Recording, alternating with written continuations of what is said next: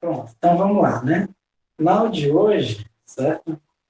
A gente vai começar a ver o que eu chamo de física de verdade, no sentido de que as aulas passadas a gente viu só aquela história de algoritmos significativos, né? Ordem de grandezas, certo?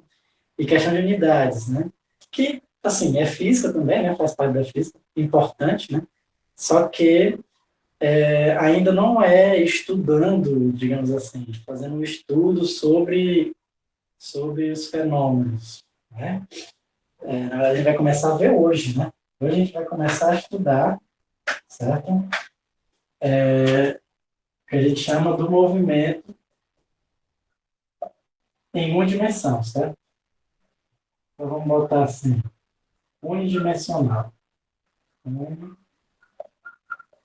Unidimensional, certo?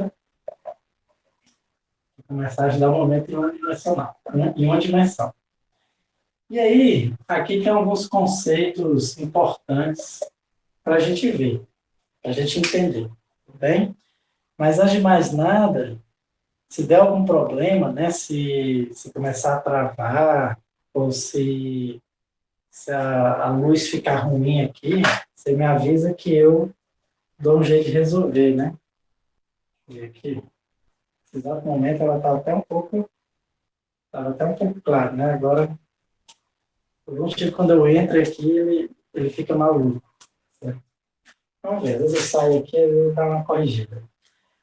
Pronto, então assim, Quando o senhor vai para o outro lado, aí ele fica escuro. fica escuro, Assim, né? fica escuro que eu digo assim, fica melhor para ver, entendeu? Melhor Porque para ver, clarão né? demais não dá para ver bem. Pronto, aí tá show. É Aí eu quando só eu... queria pedir assim, porque eu não tenho muito tempo de assistir aula gravada, sabe? Entendi. Então, por isso que eu faço muita questão de estar presente nas aulas. Ah, entendi. É, quando o senhor terminar de escrever, antes do senhor apagar, só para eu tirar um printzinho, por mais que às vezes eu vou copiando, mas às vezes eu prefiro prestar atenção e copiar depois, né? Entendi. Pronto. Então, assim, se eu estiver indo rápido, você me avisa que eu dou a pausazinha e Certo, você pode tirar o print, né? E tá sempre que bom. eu escrever alguma coisa, eu vou tentar sair, né? Porque eu percebi que sou eu, né? Quando eu entro, É, ele, não sei se ele muda o foco que ele faz, que ele deixa tudo branco aqui atrás. Mas quando eu saio, ó, aí ele aí deixa fica bom. melhor. É. Mas vamos lá, então, vamos ajeitando aqui. Assim, então, primeiro a gente tem dois conceitos para a gente entender, certo? Primeiro, assim, que a gente vai estudar o movimento em uma dimensão, certo? A primeira pergunta que a gente faz é assim, primeiro, por quê, né? Por que eu quero estar interessado em estudar o corpo se movimentando, né?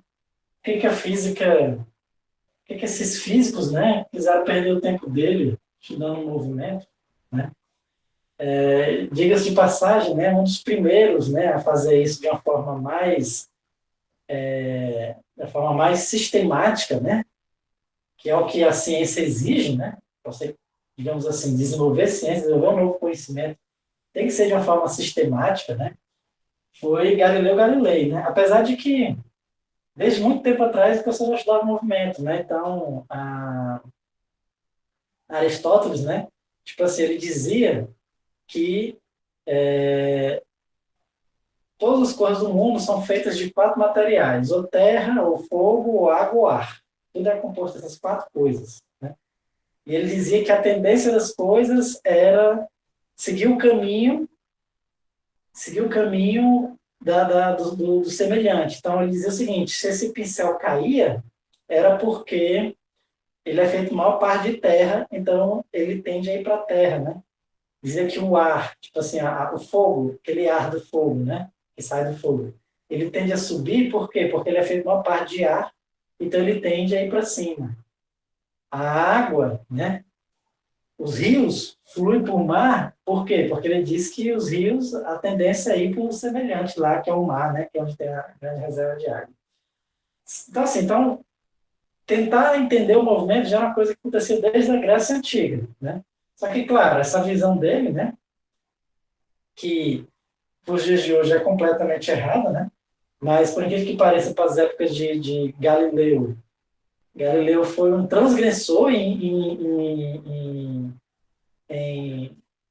dar outras ideias, né, em discordar das ideias de Aristóteles. Foi quando a gente começou a entender mais, né, o movimento das coisas. E por que estudar movimentos, né? Sim, lógico que no passado, Galileu, por exemplo, começou a estudar mais pelo interesse mesmo, porque ele queria conhecer, certo? Mas, se você for pensar bem, do ponto de vista da aplicação da humanidade, né, dos benefícios que trouxe para a humanidade, por que pareça, você entendeu como as coisas se movimentam, ajudou a gente em muita coisa, né? Primeiramente, e aí talvez não tão bom do ponto de vista militar, né? Então, tipo assim, o pessoal lançar um míssil, né? Saber exatamente onde ele vai cair, aquele míssil, certo? Ou então, para saber como corrigir a rota, né? Para ele cair exatamente no lugar, certo? Isso eu estou falando atualmente, né? No passado era a catapulta, né? Saber onde é qual é a angulação que tinha que lançar para os objetos caírem no lugar certo, certo? Eu lembro que, teve uma vez, teve um cálculo que Newton fez, né?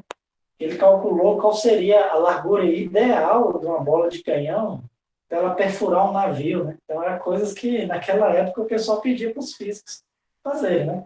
E ainda hoje pedem, né? Na verdade, no Exército, né? Nos grandes centros de pesquisa dos exércitos, tem engenheiros e físicos ali calculando a melhor arma, né? Então, assim, do ponto de vista militar, né? O estudo do movimento foi muito importante, certo? Mas não só do ponto de vista militar, né? Tipo assim, para a gente conseguir chegar na Lua, né? Para a gente entender, aliás, antes disso, para a gente entender o movimento das estrelas, né? Entender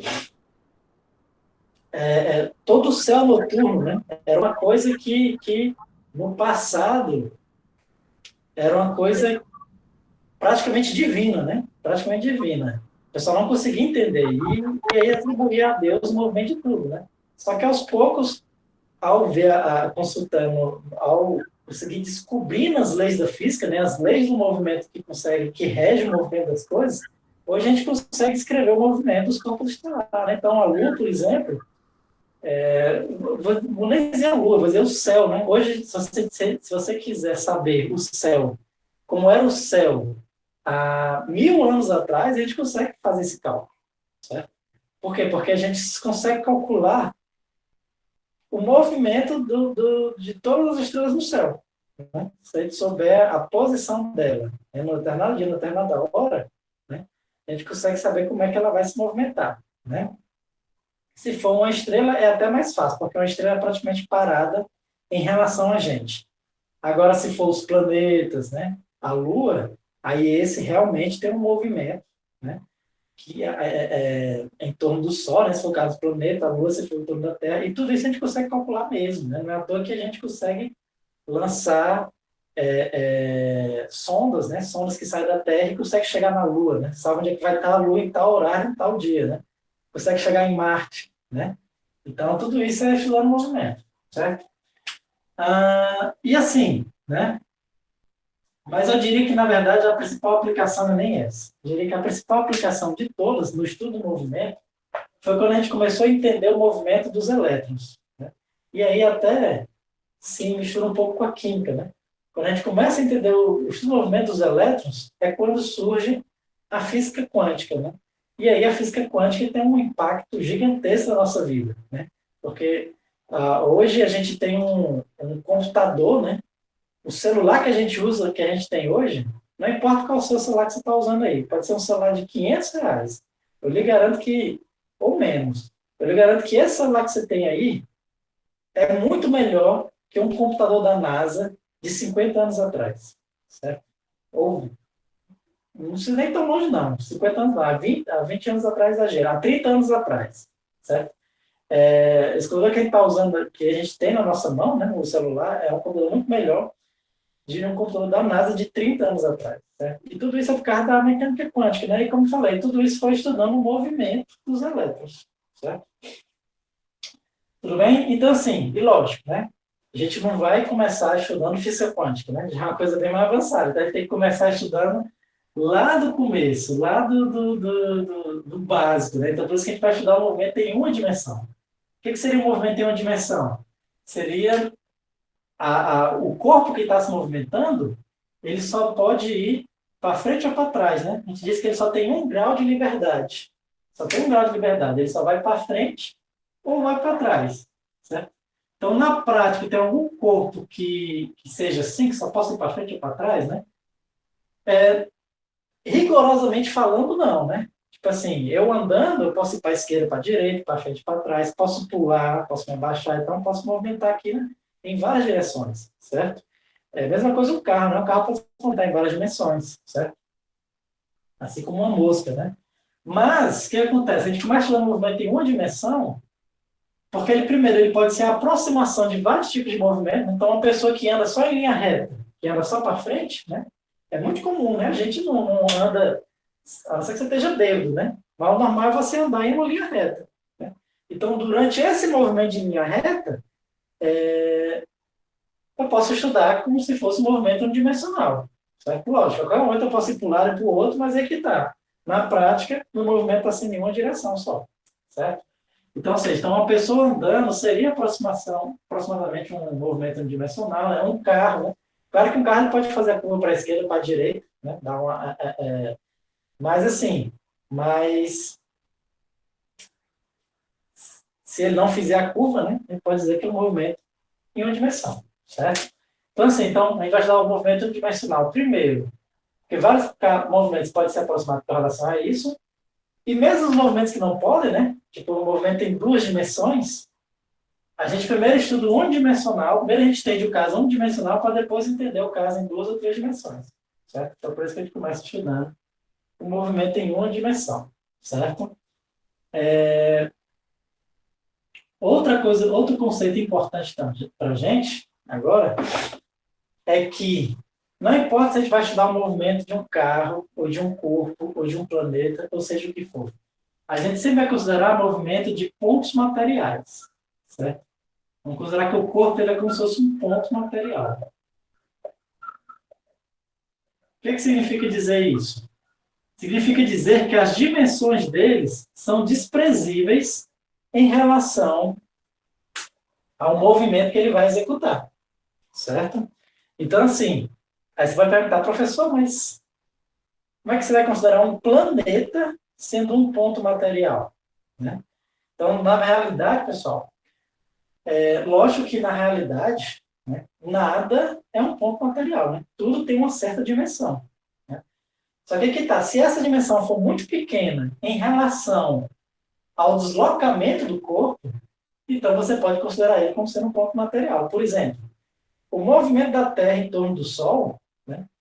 A Terra está tão distante do Sol, certo? Que as dimensões da Terra são praticamente desprezíveis em relação ao movimento da Terra em torno do Sol, né? Então, a gente pode estudar a Terra como sendo um ponto mesmo, né? A gente estuda a Terra como se fosse uma bolinha, não. A gente estuda a Terra como se fosse um ponto mesmo, né? As equações é como se fosse um ponto, certo? E mesmo assim, o resultado dá certo. Por quê? Porque a Terra ela é praticamente um ponto em relação ao Sol, né? A distância entre o Sol e a Terra é tão gigante, certo? Que a Terra é quase como se fosse um ponto, né? Igual como se fosse, ela é igual um grão de areia, né? A distância da Terra e o Sol é tão grande que a Terra vira um grão de areia em relação a essa distância, certo? Então, é por isso que a gente pode considerar a Terra como sendo um ponto material. Isso no movimento da Terra em torno do Sol. Mas, se for considerar, sei lá, o movimento de um satélite em torno da Terra, aí eu já não posso considerar a Terra como sendo um ponto material, né? Tem que considerar a Terra como tendo as suas dimensões, né? Até porque se eu errar o cálculo, o satélite vai e colide na Terra, certo? Tudo bem? Mas aí a gente vai, lógico que aqui, a gente tem como estudar casos em que a gente considera um corpo extenso, né, que é o movimento de corpos extensos, mas aqui a gente vai estudar só o movimento de pontos materiais, certo? E aí, ou seja, a gente considera dimensões desprezíveis, né? Então, um carro, por exemplo, se um carro está viajando entre uma cidade ou outra, as dimensões de um carro é de 2, 3 metros, não importa, né? Não há, entre a distância entre uma cidade e outra que são de quilômetros, né? Certo? Então, o carro pode ser considerado, né, como um ponto material entre uma cidade e outra, certo? Então, vamos lá. Então, beleza. Então, já entendemos aqui por que é importante dar movimento, o conceito de ponto material e outra coisa importante, né? Uma coisa que a gente tem que entender é que o movimento, ele é relativo, certo? O movimento, ele é relativo. Então, posso dar um exemplo aqui para vocês, né? Então, se eu pegar esse pincel, né? Esse pincel azul, certo? E ele está aqui de frente para mim, né? Aí, eu vou começar a andar aqui com ele, certo? E aí eu pergunto para vocês, esse pincel está em movimento? Né? Eles vão dizer, tá, esse pincel está em movimento, certo? Mas aí que tá, ele está em movimento em relação a vocês, certo? Em relação a mim, o pincel, ele sempre está a uma mesma distância, ele sempre está parado, tudo bem? Ou eu poderia fazer o contrário, né? Eu poderia deixar um pincel parado em relação a vocês, né? E eu ficar me deslocando aqui atrás, ó. Então, assim, eu posso perguntar para vocês, esse pincel, em relação a vocês, está em movimento ou está parado? Em relação a vocês, ele está parado, certo? Mas em relação a mim, ele está em movimento, porque ele está mudando aqui a distância em relação a ele, certo? O que eu quero dizer com isso? Que o movimento, ele é relativo. Ele é relativo, tudo bem? Então, e em relação a o quê? Certo? Então, existe, né? Sempre quando a gente vai estudar movimento, existe um negócio que a gente chama de referencial, certo? Um ponto de referência, né? O que é isso? Sempre quando você vai estudar um movimento, o que é estudar movimento? O que é estar em movimento? É você mudar a distância em relação a algum referencial, né? Então, por isso que eu falei, ó, quando eu estou andando aqui, o pincel está parado em relação a mim, porque a distância do pincel a mim é sempre a mesma. Então, em relação a mim, ele está parado, mas em relação a vocês, ele está em movimento. Assim como eu também estou em movimento em relação a vocês. Certo? Então, assim, em relação a mim, ou seja, eu me pegando como referencial, né, o pincel está parado porque a distância em relação a mim é a mesma. Então, o que é o referencial? É o ponto em relação ao qual a gente mede as distâncias para saber se o corpo está em movimento ou não. Certo? Você parar para pensar, todo movimento tem que ter um referencial. Todo e qualquer movimento, né? Para você estudar o movimento. Então, vamos supor que você vai começar a correr. Você quer, sei lá, emagrecer e você começa a correr. Você quer saber o quanto você corre, a distância que você correu. Você quer saber quanto tempo você correu. O que você faz? Para você saber a distância, né? Uma das formas é usando o celular, né? Você liga o GPS do celular e ele vai registrar, né? Ele vai começar a contar a partir do ponto que você ligou ele, né? Você deu o start lá, né? Você botou para começar a medir, né? Aquele ponto ali seria um ponto de referencial, né? Um ponto a partir do qual você começa a medir a distância, né? Mas se você não tivesse celular, você poderia também fazer, né? Vamos supor que você estivesse correndo ali na beira-mar, que tem várias placas, né? 100 metros, 200 metros e tal, né? Então, você poderia se fixar numa placa, ó, comecei aqui na placa de 200 metros. Então, se eu cheguei nos 600 metros, você sabe que você andou 400 metros, né? Então, ou seja, você botou como referencial ali a placa de 100 metros. Você poderia ter botado, sei lá, uma banquinha de coco, alguma coisa, certo? Mas é um ponto em relação ao qual você mede as distâncias, certo? Então, isso é o referencial, certo? E aí, né, pode acontecer, inclusive, do referencial estar em movimento, que foi o exemplo que eu dei para vocês, né? Quando eu dei o exemplo do pincel, em relação a mim, o pincel está parado. Mas em relação a vocês, né, tanto o pincel quanto eu estou em movimento, certo? Então, assim, mas em relação a mim, o pincel está parado. Ou seja, quando eu boto referencial em mim, que estou em movimento, né, e o pincel está se movimentando do mesmo jeito que eu, então acaba que ele fica parado. Tudo bem? Então, pode você ter um referencial em movimento, certo? Mas, assim, lógico que a gente vai trabalhar aqui principalmente com reversão parada, né? Referenciar em movimento, né? Tem até uma teoria por trás disso, né? Que, inclusive, dá para a gente mostrar que a Terra é redonda, né? Usando um referencial que a gente chama um referencial não inercial, né? Existe um negócio que a gente chama de Pedro de Foucault e ele só existe porque a Terra ela não é plana, ela é redonda, né? Mas, assim, enfim, não vou entrar muito nesse detalhe. É para a gente, no geral, a gente pode considerar nossos referenciais parados, né? Então, o ponto a partir do qual a gente começa a medir distância, certo? Então, o ponto de referencial, a gente diz também que é a origem, certo? Por quê? Porque se a gente mede as distâncias em relação a ele, então, quando eu estou em cima dele, eu estou na posição zero, né? Meu x vale zero, porque a distância a ele é zero, né? Se eu estou aqui a uma certa outra posição aqui, se eu estou aqui na posição 10, quer dizer, se eu estou a 10 metros dele, né? Então, meu x é 10 metros, né? Minha posição é 10 metros, certo? É a distância que eu estou na referencial. Aí assim vai, né? Se eu tiver 20 metros, tudo bem? Outro detalhe também é que a gente pode considerar que existem posições negativas, tudo bem? Então, numa descrição, né, matemática rigorosa, a gente pode considerar a posição negativa, né? Então, pegar o caso da beira-mar, vamos supor que você disse o seguinte, que a placa de 100 metros era o seu referencial, né? Então, quando você estiver aqui no 110 metros, né, você está na posição 10, no 120 está na posição 20, se você estivesse atrás dele, então você poderia considerar na posição negativa, né? Então, se você tivesse aqui uma placa de 90 metros, certo? A sua posição X ia ser menos 10 metros, por exemplo.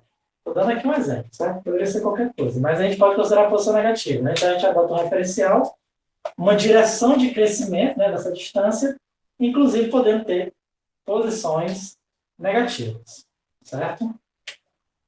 Tudo bem, então vamos lá. Beleza. E aí, certo?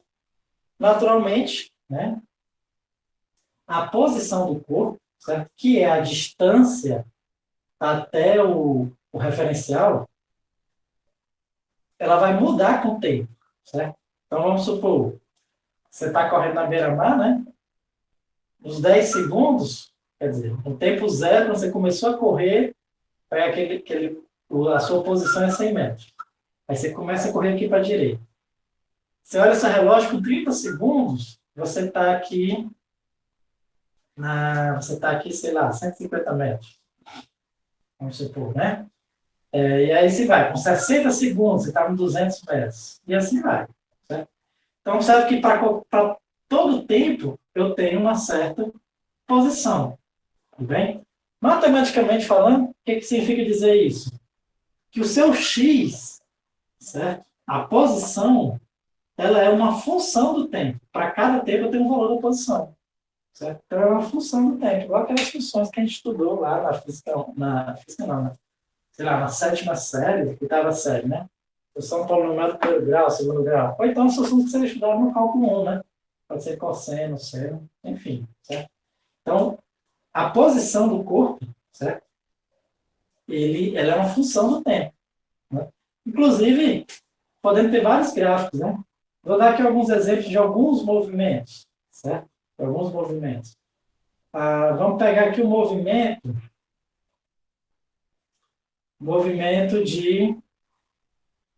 de um movimento, deixa eu ver aqui,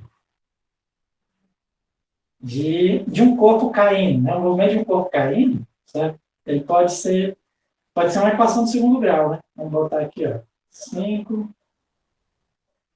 mais 2t menos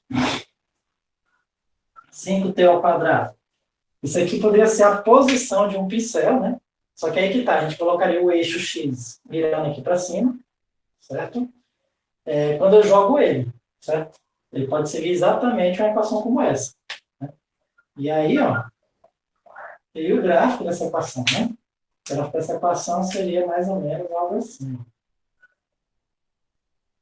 Certo? Onde aqui representaria exatamente a altura dele para vários tempos, né? Então, ele começa aqui na altura 5, e aí, depois que o tempo vai passando, a altura vai aumentando. Chega um ponto em que ele atinge um ponto de altura máxima, e aí ele desce. E aí ele começa a descer, né? A altura, aqui seria a altura máxima, e aqui as alturas vão diminuindo. Certo? Então, certo que a minha posição, ela é uma função do tempo. Certo? E aí tem vários tipos de movimentos, né? Vamos pegar aqui, existe um movimento que a gente chama de movimento harmônico simples, que é um movimento, por exemplo, que alguns átomos, certo, descrevem num cristal, certo? Os átomos em um cristal, acho que você já deve saber, né, o que é um cristal, né, que é quando os átomos estão organizados ali numa rede, né, numa rede bonitinha, né, formando alguns formatos, né, então, é porque são vários, são tantos que se eu falar um aqui eu vou excluir outros, né, mas, tipo, o formato mais tradicional é aquele que é um paralelepípedo, né, então os átomos estão organizados aqui numa rede, né, formando um paralelepípedo um com o outro. Né? Então, o movimento dos átomos em um cristal, eles podem ser descritos como um movimento que a gente chama de harmônico simples, certo? E aqui você imagina, bem grandão, certo?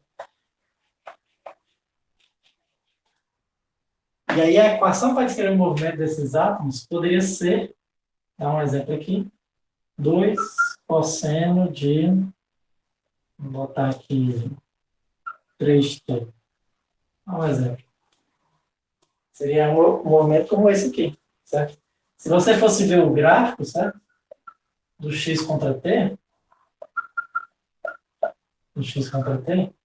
seria um negócio assim, ó. Um negócio assim. Ou seja, eles estão vibrando, né? Geralmente os átomos em um cristal, eles não estão parados, né? Eles só estariam parados se tivesse no zero absoluto de temperatura, mas na verdade eles estão vibrando ali. O que é isso aqui? É exatamente descrevendo uma partícula que está vibrando, né? Certo? Se eu olhar aqui, ó, o que acontece? A partícula, se eu pegar aqui meu eixo X, né? Aqui é o zero. Vamos botar aqui aqui é exatamente 2 e menos 2. 2 e menos 2. Lembrando que esse 2 menos 2 é arbitrário, né? Pode ser 2 nanômetros, certo? Aqui eu não falei nada. Então, o que acontece? Ó, quando o tempo for zero, a partícula está na posição 2, né? De acordo com o tempo vai passando, ó, ela vai vindo para a origem. Ela vai vindo para a origem. O tempo vai passando mais ainda, ela vem para a posição menos 2. Menos 2 aqui. Ó. Aí o tempo passa, volta para a origem. Aí ela vai lá para a posição 2 de novo. E assim fica, oscilando. Ou seja, ela está vibrando, né? É literalmente um movimento de vibração. Exatamente que é um movimento harmônico simples, né? Por isso que a gente chama de movimento harmônico, né? Na verdade, é esse tipo de movimento que gera as ondas sonoras que a gente escuta, né? Que a gente vai estudar lá na Física 2. Certo? Mas o mais importante que a gente entenda é o seguinte, é que o movimento, né, a posição, ela é uma função do tempo, certo? Deu um exemplo aqui, ó, um pincel sendo jogado, né, do âmbito simples, outro exemplo, de um paraquedista, né? A equação do movimento de um paraquedista poderia ser isso aqui, ó, x de t, porque ele pulou de uma altura de 100 metros. 100 menos, deixa eu só ver aqui a equação correta mesmo. É o ln, vou botar aqui 5, ln, certo? Se vocês botar aqui x de t, 100 menos 5 ln do cosseno hiperbólico de, só ver aqui, cosseno hiperbólico também de uma constante, vamos botar aqui 2t. Pronto. Aqui, ó, isso aqui seria a equação de movimento de um paraquedista. Certo? O paraquedista quando pula, né? E quem abre o paraquedas dele, certo? Então, observe que, né, novamente, como eu quis falar, isso aqui é uma função do tempo, certo? Se você for desenhar aqui, esse gráfico, ele é mais ou menos assim, ó. Aliás, esse aqui é o XGT, que o tempo, então ela é mais ou menos assim. Ela começa assim e termina como sendo... Ela começa parecendo uma parábola e termina como sendo uma reta. Certo? Então vamos lá. Beleza. Então a gente já viu dois conceitos importantes, referencial e posição. Certo? Só que para a gente estudar o movimento, a gente precisa também ter o conceito de velocidade. Certo? Então, o conceito de velocidade, primeiro a gente começa estudando a velocidade média, né? O que é a velocidade? É a ideia de que a gente, de rapidez do corpo, né? Quanto maior a velocidade, mais rápido é o corpo, né? Então, o corredor que termina a corrida primeiro, né? O ganhador, sei lá, da Olimpíada, de uma corrida, é aquele que a gente diz que é o mais rápido, né? É o que tem a maior velocidade, certo? E aí a velocidade média, né? Para poder descrever essa ideia que a gente tem de rapidez, ela é definida exatamente como sendo o deslocamento, né? O quanto o corpo se deslocou, certo? Que aí a gente chama de ΔX, dividido pelo tempo que ele demorou para deslocar, né? Que a gente chama de ΔT, né? Lembrando, o que é ΔX? Nada mais é do que a posição final, né? Porque aqui é a posição final mais a inicial, né? Se eu tenho duas posições, o corpo se deslocou de uma posição para outra, o ΔX é exatamente a distância de uma posição para outra, né? Ou posso escrever como sendo a posição final mais a inicial, certo? É exatamente a posição final mais inicial, dividido pelo ΔT, tudo bem? Isso aqui é a velocidade média, exatamente para dar aquela nossa ideia de que quanto mais rápido é o corpo, maior a velocidade, certo? E aí, só para exemplificar, né? Se eu estou indo rápido demais, Letícia, se eu estiver indo rápido demais, você me avisa, Tá tá? dando certo. Como é? Tá dando para ver? Tá dando certo. Ó. Eu só queria perguntar uma coisa em relação ao ΔX. Ah, Sempre que eu quiser descobrir o ΔX, como é que o senhor chama? deslocamento. Pronto, sempre que eu quiser descobrir o deslocamento, eu vou somar o ponto que ele começou até o ponto que ele terminou. Seria mais ou menos isso? Onde ele estava até onde ele chegou. Exatamente. Você subtrai, né? Você pega onde ele chegou, subtrai de onde ele saiu. É o quanto ele andou. Ok. Tudo bem? Vou dar um exemplo, né? Vamos supor que eu quero calcular quanto é a velocidade média de quanto tempo a sua velocidade média. Não sei nem se você já chegou aí no Campus Calcaia alguma vez? Sim. Porque chegou, né? No ano passado. Ano passado. Então, você sabe mais ou menos qual a distância da sua casa ao Campus Calcaia? Você sabe mais ou menos quanto é? Vixe, eu acho que é 1h20, mas eu não sei em quilômetros. Ah, você sabe em tempo, né? Isso. Então, vamos pegar da minha casa. Da minha casa, sei, certo? Tipo assim, da minha casa até o Campus Calcaia, são mais ou menos uns 18 quilômetros, certo? Ou seja, esses 18 quilômetros é o quanto eu me desloco, né, para chegar no Campus Calcaia, ou seja, exatamente o meu ΔX, tudo bem? Então, nesse caso, nem a gente precisou subtrair uma posição final menos inicial, né?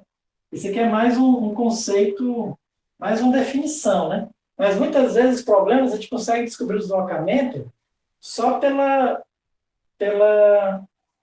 contexto, né? Então, tipo assim, da minha casa até o Campus Calcaia é 18 quilômetros. Então, o meu deslocamento até lá, né? Eu saí de casa até chegar no Campus Calcaia é de 18 quilômetros, certo? E o tempo que eu levo para chegar no campus Calcaia, né, de carro, quando eu vou de carro, eu demorava mais ou menos cerca de 45 minutos. Certo? 45 minutos para chegar no campus Calcaia. Tudo bem? E aí, vamos calcular a minha velocidade média, né? Só que vamos fazer o seguinte, não vamos calcular em quilômetros por hora. Né? Então, para eu calcular em quilômetros por hora, meu deslocamento tem que estar em quilômetro, né? E o meu intervalo de tempo tem que estar em hora, certo? O deslocamento já está em quilômetro, né? 18, então tá ok, né? O tempo ele está em minutos, vamos transformar para hora, certo? E aí, vamos usar aquela ideia que eu falei na aula de conversão de unidade, né? Você precisa ter o fator de conversão. Qual é o fator de conversão? A gente sabe que 1 hora são 60 minutos, né? E eu posso trabalhar com esses números aqui e com as unidades como se ela fosse incógnitas. Ou seja, eu posso simplesmente passar dividindo aqui, certo? 1 minuto é 1/60 horas. Então, eu posso pegar esse minuto aqui, ó, e fazer como se fosse 1/60 de 1 hora. Tudo bem? Ou, o que algumas pessoas acham até melhor, talvez, dizer que é só dividir por 60, certo? Vamos só fazer essa divisão aqui. 45 dividido por 60 vai dar 0,75. Certo? Então, ou seja, minha velocidade média vai ser 18 dividido por 0,75. Minha velocidade média dá igual... Deixa eu só ver aqui na calculadora. 18 dividido por 0,75 dá 24 quilômetros por hora. Então, essa aqui seria a minha velocidade média, certo? Que eu faço no meu carro, né? Entre minha casa e o campus Calcaia, que eu fazia, né? Na época que eu ia, né? Realmente está com muito tempo que eu não vou lá, né? Só fui lá resolver as coisas na pandemia, mas mais de um ano, né? Então, fica o seguinte. Beleza. Então, minha velocidade média, eu sei que em média eu faço 24 quilômetros a cada hora na minha viagem que eu faço para Calcaia, né? Só que eu pergunto, lá no visor do meu carro, né, no velocímetro do carro, eu vou estar sempre a 24 quilômetros por hora ou não? Né? Na realidade, não, né? Por quê? Porque às vezes eu tenho que parar, né? Na verdade, não necessariamente eu estou sempre a 24 por hora. Na verdade, às vezes eu estou a 0 km por hora. Estou parado, né? Quando tem um sinal vermelho, eu paro. Então, estou com a velocidade zero ali. Né? Aí abre o sinal, começa a acelerar. Vou acelerando até chegar a 60, né? Que é o máximo permitido. Aí, de repente, sei lá, leva uma cortada, tem que frear, desce para 40, depois acelera de novo, né? Então, assim, ou seja, a velocidade, certo? A velocidade de um corpo, ela vai variando com o tempo, certo? Isso que a gente calculou, a velocidade média, eu estou só avaliando a velocidade no meu deslocamento total, certo? Deslocamento total. Mas existe o que a gente chama da velocidade instantânea, né? Instantânea. A velocidade instantânea, como não está dizendo, que é a velocidade naquele instante. A velocidade naquele instante, ela pode variar. Tem hora que eu estou parado, tem aquele instante que eu estou parado, tem aquele instante que eu estou a 60, tem aquele instante que eu estou com outra velocidade, enfim. O que acontece com a velocidade? A velocidade instantânea, ela também é uma função do tempo. Para cada tempo, eu tenho um valor de velocidade diferente. Certo? E como é que a gente calcula a velocidade instantânea? Né? A velocidade média é fácil calcular, é a divisão de dois números. Eu pego o deslocamento, que é um número, divido pelo intervalo de tempo, que é outro número. Só que agora eu quero achar a velocidade instantânea. Lembrando que a velocidade instantânea agora ela é uma função. Certo? Como é que eu acho essa função do tempo? Então, a ideia de calcular a velocidade instantânea ela é bem parecida com a ideia de calcular a velocidade média. Né? Na realidade, foi tentando achar a fórmula para se calcular a velocidade instantânea, foi que criou o cálculo diferencial integral, né? Ou seja, o cálculo 1, o cálculo 2, né? 3, enfim, os cálculos em geral, né? O cálculo diferencial integral, que a gente chama, ele existe por causa da física, certo? Atualmente, né? Claro que se não fosse por esse motivo, iria existir algum outro motivo que alguém ia descobrir o cálculo, mas assim, mas primordialmente, né? Calhou que Newton e Leibniz, né, que foram os primeiros a desenvolver o cálculo, certo? Eles calcularam com esse objetivo, né, de calcular a velocidade média, a velocidade instantânea. Por quê? O que acontece? Eles não sabiam como é que calcular a velocidade de um instante. Como é que calcular a velocidade de um instante? Porque assim, que a velocidade,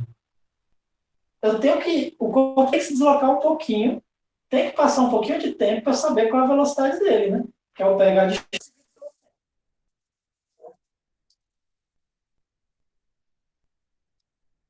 O que acontece? Beleza, tem que passar uma distância e um tempo para eu saber qual é a velocidade dele, certo? Mas o que acontece? Então, o pessoal não sabe como é que eu calculo a velocidade de um instante, né? Ou seja, seria um delta t igual a zero. Como é que eu faço Só que eu não posso fazer, sei lá, 5 dividido por zero. Isso não existe, né? O intervalo de tempo teria que ser zero, não faz sentido. E aí, qual foi a ideia deles? Então, a ideia foi pegar delta t cada vez menores. Certo? Delta t cada vez menores. Né? Ou seja, a ideia que eles tiveram foi o seguinte: e se eu fizesse essa divisão, certo? Delta x dividido por delta t, só que para intervalos de tempo cada vez menores. Né?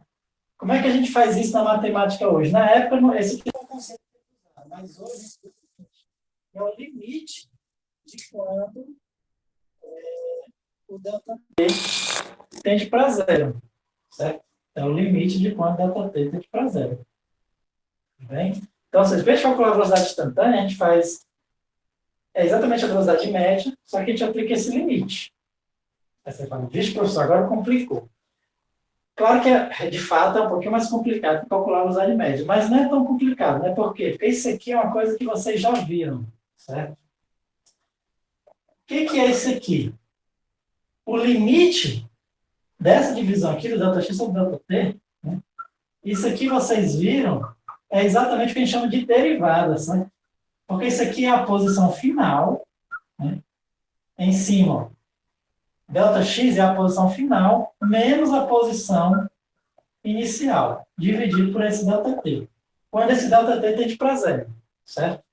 Então, assim, ou seja, em outras palavras, calcular a velocidade instantânea, né, é o quê? É você derivar a função posição. Não sei se está dando para ver aqui, que eu escrevi tão pequenininho, mas quando você tem a função posição, certo? E você deriva, você tem a função velocidade instantânea, certo? Só que aqui tá, muitas vezes a gente chama velocidade instantânea só de velocidade, tudo bem? Você ia fazer alguma pergunta, Letícia? Não, eu só estou dizendo que dá para ver. Ah, tá ótimo. Então, assim,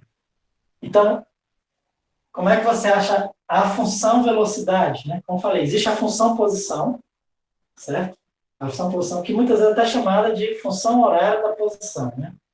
Para você achar a função velocidade, que às vezes é chamada de função horária da velocidade, você faz o quê? Você deriva com relação ao tempo. Tudo bem? Então, vamos ver aqui alguns exemplos, né? Então, achar a velocidade média, como eu falei, é fácil. É a divisão, né, de dois números, certo? E a velocidade instantânea? É você derivar, certo? Vou pegar aqueles exemplos que eu tinha dado a posição e vamos achar a velocidade, né? O primeiro exemplo que eu tinha dado para a posição era o exemplo de um corpo quando você joga ele para cima, né? Botei isso aqui. Eu acho que foi isso aqui que eu fiz. Certo? Então, isso aqui é a minha função posição, certo? É a posição do corpo para cada instante de tempo. Eu tinha feito até o gráfico. Como é que seria a velocidade? A velocidade nada mais é do que a derivada disso aqui. Né? Vamos derivar isso aqui. Né? Eu vou fazer mais rapidinho, mas se por acaso vocês não entenderem, vocês me falam que eu faço mais devagar, sabe?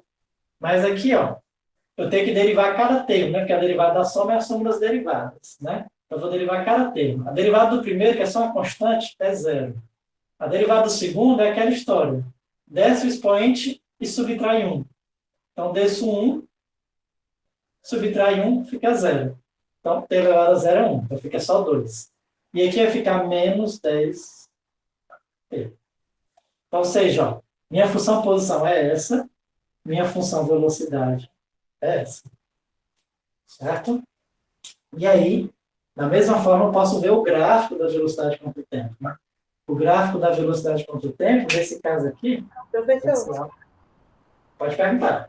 o senhor poderia fazer novamente esse cálculo? Que o meu deu uma boiada.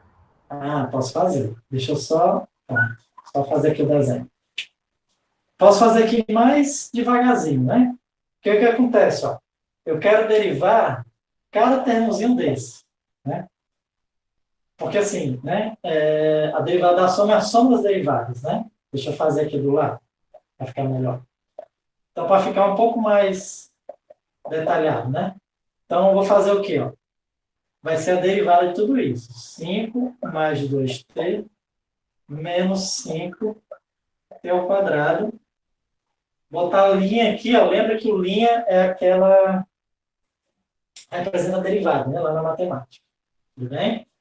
E aí fica o seguinte. Derivada da soma das derivadas, vai ficar 5 linha, né?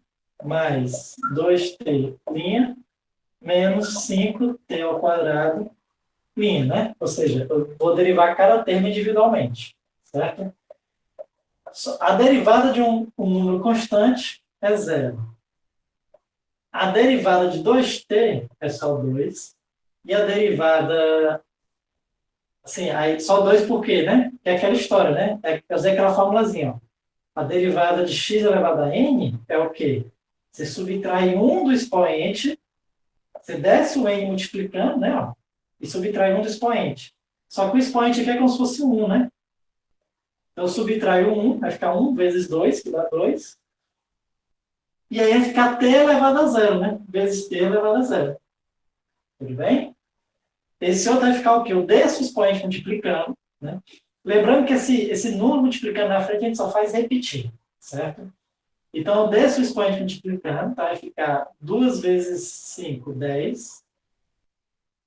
Vezes, e subtrai 1 do expoente. Então, fica 2 menos 1, né? Certo? Aí quer ficar o seguinte, esse zero mais esses outros termos, eu não preciso nem levar em consideração, né? Esse aqui, t elevado a zero é a mesma coisa que 1, então 2 vezes 1 é 2. E aqui vai ficar menos 10t. Tudo bem? Deu para entender agora. É que eu tinha dado uma esquecidinha, agora eu relembrei. Ah, tudo bem. Não, mas acontece mesmo, né? Pronto, e aí eu tenho agora a minha velocidade, né? Se eu for ver a velocidade ao longo que o tempo vai passando, como é que é a velocidade? Ó? Ela começou com 2, certo? Bem aqui assim. De acordo com o tempo vai passando, a velocidade vai diminuindo, até chegar ao ponto em que ela zera. Né?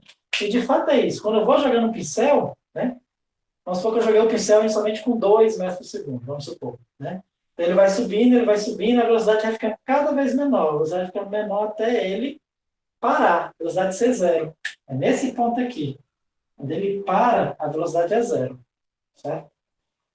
E isso, velocidade positiva, né? Porque ele está indo para cima. Né? Depois, o que acontece? Velocidade negativa. O que significa velocidade negativa? Que ele está no sentido contrário ao sentido do eixo x, certo?